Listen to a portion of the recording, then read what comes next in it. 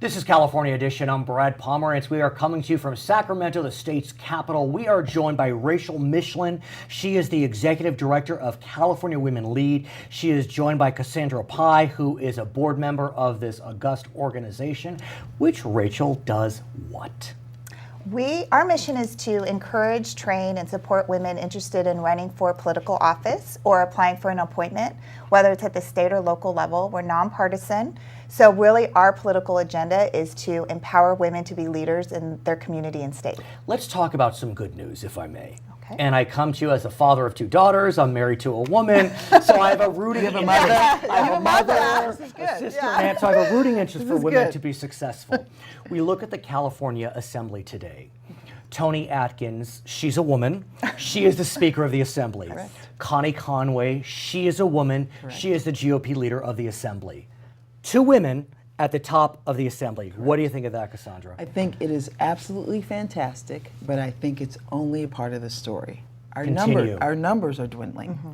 And so the reason we are still in business, quite frankly, is because we need to be sure that the ratio of men to women in the legislature and in Congress, quite frankly, somewhere makes its way to reflecting what society looks like, around 50-50. One could argue that might make for a better body of decision makers. But here's what's interesting. I remember the year of the woman, 1992. After the Clarence Thomas hearings, we saw women federally sweep into office. And in California, what a banner year that was.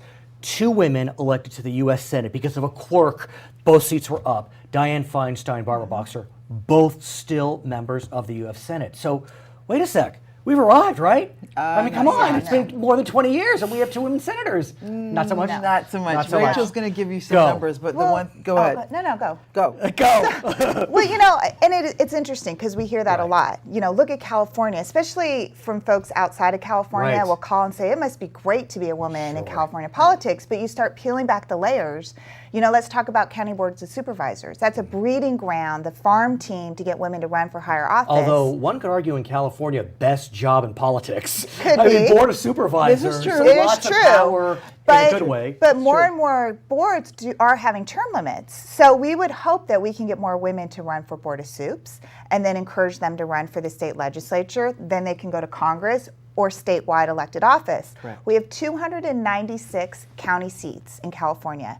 68 are held by women. That's about 25-30%. Correct. It's a low number. And there are 18 counties that have 0 women on their board. Correct. So when we talk about some of these issues, mental health, we talk about the president had a big conference yesterday on working families, and we talk about those types of issues. There are 18 counties in California who there's not one woman on that board being part of the conversation. Let me ask you, and I'll turn to you, Cassandra. Is it because women are losing when they run? Is it because women aren't running? Is it a combination of both? Well, you asked the right question. We sort of see the world through a gender gap, if you will. There's one certainly broadly, politically, but there's also one that exists in terms of women who want to run or choose to run for office. So there are a variety of reasons why women don't run. One, the process doesn't look all that exciting, right? Why go someplace where you're going to get beat up? Number 2, you've got to raise money, and you've got to raise money constantly. And in a state like California, it's expensive. You've got to be on the horn constantly. A lot of women choose not to do so until they are finished raising kids, et cetera, et cetera. So for the woman who's sort of at the top of her game, if you will. When we come back, I want to speak more about raising money and what the fall looks like in California. Okay. For our viewers on HLN, I want to thank you so much for joining us. For our other viewers, we'll be right back with California Women Lead. So let's talk about the fall.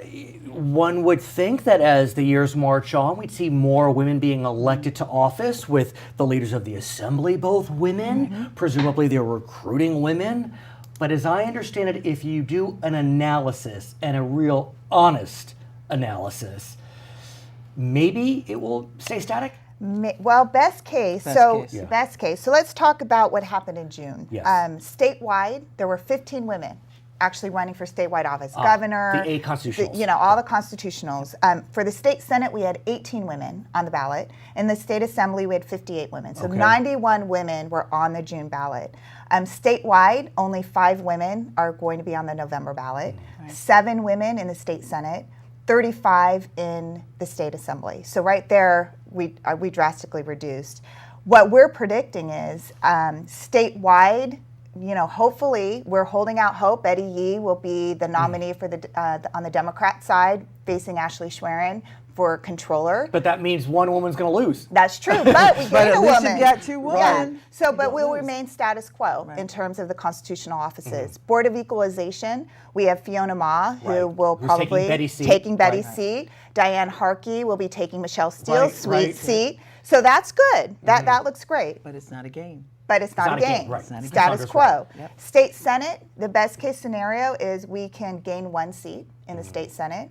State Assembly, though, best case is we remain at where we are right now. Let's talk about, and I know you're a nonpartisan organization, and we honor your nonpartisan stature, but I do think it's fair to say that we see more Democratic women running than Republican women running.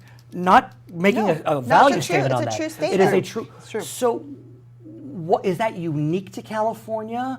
Is that a nationwide trend? Are Republicans working to try to recruit more women?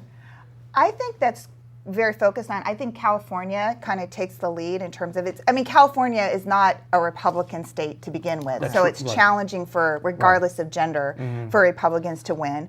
I do think it is harder for. We didn't see a lot of Republican women running, but ironically, though, I think that in the assembly, the Republican women will gain seats, whereas the Democrat women will lose seats. So there will be more Republican women serving, not nearly at the same level as Democrat women, but you're going to see that difference. Right. And we'll have a woman serving in the Congress. So we have 1 woman. 1 woman. That is Mimi Walters. Mimi Walters, right, likely to take a congressional seat in Orange County. The first Republican woman in that caucus. Are you serious? Since Mary Bono lost her seat a couple cycles ago. But that's one to look at. Mimi literally sort of worked her way up She did. through the process and checked all the boxes, was able to raise the money. But that's why we talk so much about encouraging women to run, training women to run, so that we start our pipeline. The broader the pipeline, the better off you are down the road. I was recently in Washington, D.C. I had the honor of interviewing members of Congress, and I had the honor of interviewing a Republican woman named Cathy McMorris Rodgers. You may know her because she was the individual who gave the response to the State of the Union from Washington State. Correct. What was so humbling about her is she turned to me on camera and she said, "I'm just Cathy from Spokane." And I don't think that's Democrat or Republican. That is a very compelling statement that I hope it's okay to say this, that women make. You're right. You're not going to hear a guy say, "I'm just John from Fresno." Right. But when she said that, it actually made me feel more compelled by her. Which goes to why women typically don't run. You say to a gentleman, you know what, you're talented, you're smart, you've been successful in business, you're a lawyer, you ought to think about running for office. And you straighten your tie and say, you know what, I think I will. You say that to most women and they go contemplative for you for a long time because they think, I'm not qualified, I have not done X, I've not done Y, I've not done Z, I am just so-and-so from Spokane, right? And so you've really hit the nail on why women typically don't run. We don't necessarily feel like we're ready, whereas men decide they're ready no matter what they've done, and they go for it. I have to ask you about Hillary Rodham Clinton. I'm not asking you to endorse her candidacy or oppose her candidacy. Presuming she is a candidate, presume she wins, just for argument's sake. What does that do to the whole conversation? I don't know. I think that's a great answer. I don't know. That's a great answer. I don't know. I think that in 10 seconds or less, Cassandra. I saw her speak in Chicago, and I have to say that of the 11 or 12,000 people that were sitting in the room listening, I saw the women really sort of take the body language. They are with California Women Lead. I'm Brad Pomerance. It's California Edition.